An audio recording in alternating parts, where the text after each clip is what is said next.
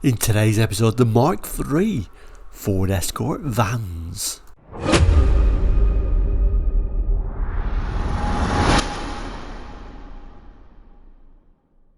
Hello and welcome to Quarterlight, your car brochure channel here on YouTube, where we look at car brochures from around the world for the 60s, 70s, 80s and 90s. Car brochures like this one. Yes, today we're going to look at the Escort vans.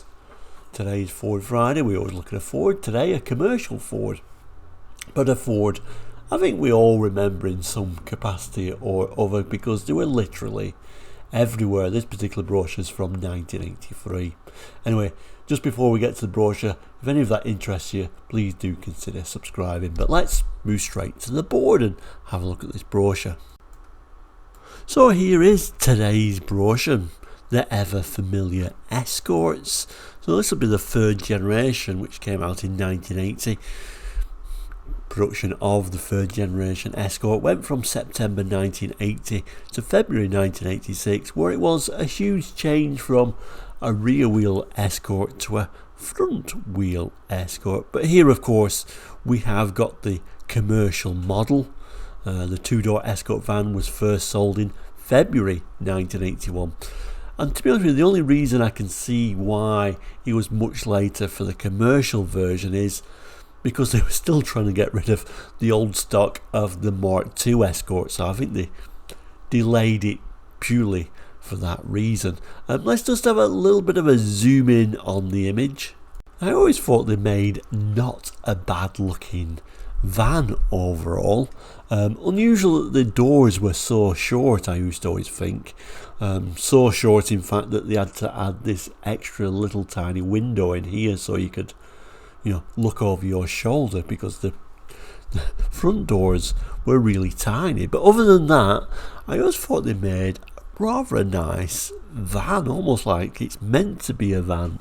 But like I said, they were everywhere. We've all got memories of Escort vans, and I'm sure you'll be able to flood the comments with your memories of the van, whether you owned one, your friend had one, or it was your company car or your friend's company car, or you remember it being in, I don't know, whatever livery they came in. For me, my dad worked at British Gas. Now, he never drove these vans around, but every time I went to my dad's work, they were obviously everywhere in that blue and white livery. And in fact, my dad one day randomly came home with a little model of these vans in the British Gas livery. So I certainly remember them. And I think my dad always secretly wanted one, actually. He thought it was great to have this handy van, although he never did happen to buy one. Couple of different versions you could get these ones in. This particular brochure is talking about the popular and also one just called van, and they had a couple of different engine sizes, a couple of different capacities, sizes as well. So yeah, an interesting van overall. I think in South Africa they made these, they had them as like a little pickup version, I believe called the Bantam. So they had a pickup version there as well. In fact, there was also always talk about Ford making like a sporty version, like the van equivalent of an XR3. I think the XRV concept was always talked about, but that never went into production. So very similar obviously to the Escort hatchbacks. I think the main change was the rear suspension, where it used a solid beam axle on leaf springs in place of the fully independent setup found on the hatchback and estate. I have to be careful not to waffle too much. Let's open the brochure up and have a look, see what this particular brochure has on hand. So when I open this up, you will discover a couple of things. Firstly, that it is only a very simple, short little leaflet style brochure, so it's not going to be a huge episode. We've just got this information and the specs on the back. Paper quality is low as well, unusual. I guess to look at commercial vehicles, this was very much a throwaway, a little leaflet you could get really. It's telling us at the top there, the Escort popular van and Escort van. Now I always thought this was a little bit confusing because the basic Escort was the Escort Popular Van, and the model with no name, called the Escort Van, was one model up, which you kind of like feel it would be the other way around. I don't know how you feel about that, but I just thought it's weird that this unnamed one, just called the Escort Van, was actually a spec level up, nicer seats and things like that, which was a bit weird. Let's read the text anyway, and we'll see what it offers and the different bits you can get on option wise and the different models. Come back to these rather nice images, and then we'll look at the specs. So it starts at the top here by telling us Escort Popular Van and Escort Van, they really deliver the goods. I wonder how long it took them to come up with that little catchphrase. But it starts telling us the comfort of a car, the capacity of a van, is the ideal combination for most light commercial needs, and Escort vans deliver the goods in every respect. The Escorts have two payload options, the 350 kilograms for the 35 model and 550 kilograms for the 55. All versions have a manual 4-speed gearbox. The familiar Escort front end marries to a functional van body with 94 cubic feet capacity. In the Popular's colour-keyed passenger compartment, doors are fully trimmed, door armrests are fitted, and there are 4 face-level vents and side window demist, plus a dipping rear view mirror and glove box with lid. Increased sound deadening material keeps noise levels low, and a 3-speed fan boosts the heater. The 2-speed wipers now feature an intermittent wipe. The Escort vans come in 3 versions, the 1100 35 Popular and the 1300 35 or 55 van. The Escort van scores where an even higher degree of driver and passenger comfort is required. Passenger compartment carpet replaces the rubber mat. Now this is where it's a bit confusing. It's called it the van, but it's meaning the higher spec model. Why didn't they just call it a Popular Plus or something? Anyway, passenger compartment carpet replaces the rubber mat, and reclining cloth trim seats are fitted. A Ford P21 push button radio is fitted as standard. Options of full mesh bulkhead or half mesh bulkhead are available on all vans. A wide choice of colours is available with 7 standard gloss shades on the Popular plus black, and a further 7 metallic colours on the 35 van and 55 van. Keeping pace with developments in the best-selling Escort car range, the vans give commercial operators many more benefits than simply those of good payload and volume capacity. Among the van load of refinements are the fuel-saving aerodynamics, the advanced suspension, the economical improved 1.1 OHV and 1.3 CVH engines, featuring brakeless ignition and self-adjusting tappets on the 1300. The light, quick-acting rack and pinion steering, the powerful servo-assisted brakes, the maintenance-free battery, the sophisticated corrosion protection of the all-steel body, not sure about that one, it adds up to a durable, economical van designed for hard work with low maintenance needs and built-in reliability. Put one to work for you and see just why there are so many of them about. Image wise, it starts by showing us this. The easy to clean vinyl seats are fitted to the Escort Popular van, so the base seats, and then we get the peep inside the higher spec one just called a van, with the nicer seats. I think the Lorenzo trim, but we'll double check that at the end. And this looks like the higher spec model there with the radio in there, but still a very basic vehicle, very low spec interior on the vans. And then the images themselves with those big double opening doors.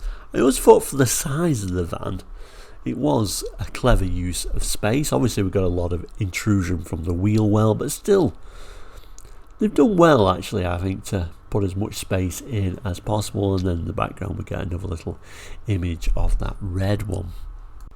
The tiny print is actually telling us that this is your base model, popular, and then the one up called the van here. And also, I don't know if you can make out, it's got a little bit of a half mesh divider in there, which is telling us it's an optional extra. Anyway, let's have a look at the specifications. So specifications, quite logical, and I quite like the Ford brochures because it does make sense of specs, so let's zoom into those. So first of all, two engine choices, 1.1 or 1.3, or 1117cc or a 1296cc engine. Producing maximum power at 50 PS at 5700 RPM for the smaller engine, and then the larger engine 69 PS at 6000 RPM. What else have we got here? Maximum torque 83 at 2700 RPM and 100 at 3500 RPM. Maximum continuous revs 5800 for the smallest engine, 6300 for the larger engine. And then of course you've got the 35 van or the 55 van, whichever you need for more weight, of course. I don't think I'm going to read all that out, so let's just zoom in a little bit further if you do want to read all the information and look at it side by side. I think you can pretty much should be able to pause that screen and look at it in more detail. Looks like payload, for example, which should be evenly distributed, of course. £770 for the 35, £1,210 for the 55. And then it shows you the two engines and which models you can get, either the popular van or the van. So the 1100 was your popular van, the 1.3 was your van, essentially, both using a 4-speed gearbox and both using a manual choke. Moving down the list, we can see very similar specs actually for the two models. You can also see the tyre size has increased for that larger payload 55 van. You see the higher spec van. We can have optional black paint and optional metallic paint, not available for the basic popular. But we can also see, specs are very similar, so from the outside it would have been difficult to tell between the two models unless it was in black or in metallic paint, I guess. And then continuing on, talking about the interior seating is where the benefits of the higher spec were really. We get fabric trimmed reclining seats on the higher spec model, and also we get carpet in place of a rubber mat. And then the other main difference is you get that push button radio. Colour choice is fabulous though, isn't it, for a van? I think there's more colour choices on these vans in the 80s than there are today. So we get diamond white, Rio brown, sunburst red, ocean blue, coral beige, cardinal red, ceramic blue, and then black, optional extra just for the higher spec van. And then the metallic colours, which were an optional extra only for the highest spec van, of Strato Silver, Glacier Blue, Champagne Gold, Imperial Red, Jade Green, Nimbus Grey and Caspian Blue. I think that's incredible how much colour choice you had for this commercial vehicle, particularly when you think most of them were in the liveries of whatever company they came with. So they probably came in white, and then that company would have sprayed them whatever colour they wanted. Although the vans in the 70s, the Escort vans in the 70s, the basic colour was grey, which was really the colour to pick because it was super cheap, and then you sprayed the colours. That basic sort of primer grey has been lost. And then, of course, the small print, can change things at any time, etc, etc. Published by the Car Advertising Department, Ford Motor Company Limited, Brentwood, Essex. The code for this brochure is FA626 and the date is September 1983. Designed and produced by Allen Burrows Limited in Gatestone, Essex. Probably saying that wrong, but I've not heard of that actually. Printed in England by E.T. Heron Print Limited, and then of course at the bottom with the Ford badge, and probably the best slogan actually Ford ever came out with: Ford gives you more. Although in these commercial vehicles possibly a little bit less as well. So there we go. The Escort vans in this September 1983 brochure. I'm sure you've got many memories. Jot them in the comments. I always love reading those.